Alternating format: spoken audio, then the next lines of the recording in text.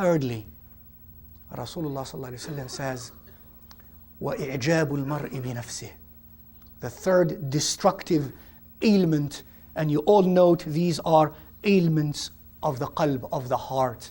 إِعْجَابُ الْمَرْءِ بِنَفْسِهِ. That one is impressed by him or herself. That one gauges or assesses himself or herself highly. إِعْجَابُ الْمَرْءِ بِنَفْسِهِ. And therefore one leaves the reins of his or her nafs free. And therefore one nourishes and continue to nourish that nafs, and in particular that lower nafs, in particular that cattle-like nafs.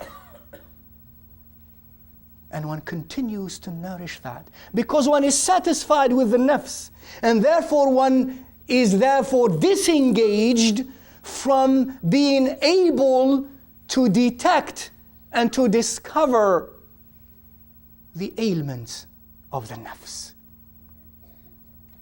Unlike Freudian psychology, unlike Bandurian psychology, unlike libertine psychology, Islamic psychology teaches to hold the reins of the nafs. وَأَجْمَعَ أَهْلُ الْمَعْرِفَةِ وَأَهْلُ فِقْهِ الْقُلُوبِ.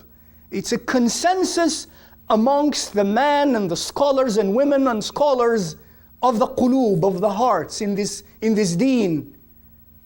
It's a consensus amongst the ulama, the practitioners of the ulama of this ummah, that allowing the nafs what it desires and praising the nafs and assessing the nafs highly is the path to destruction.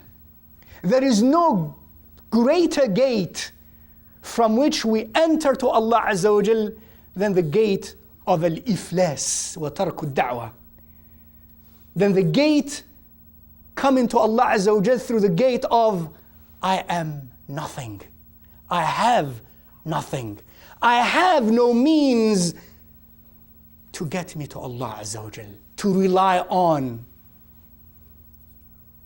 And then the quickest path to perdition, if you will, or to Jahannam, if you will, and before that to misery in this dunya, is the gate of being impressed with the nafs, with the self. To exalt the nafs. إحسان الظن بالنفس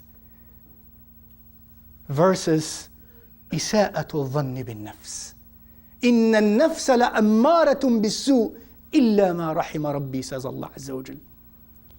And therefore when we assess ourselves and we are happy with ourselves and we are satisfied with the nafs, we will commit greater and greater violations against the very happiness that we are assumed to pursue, and against certainly the happiness and the well-being of others as well.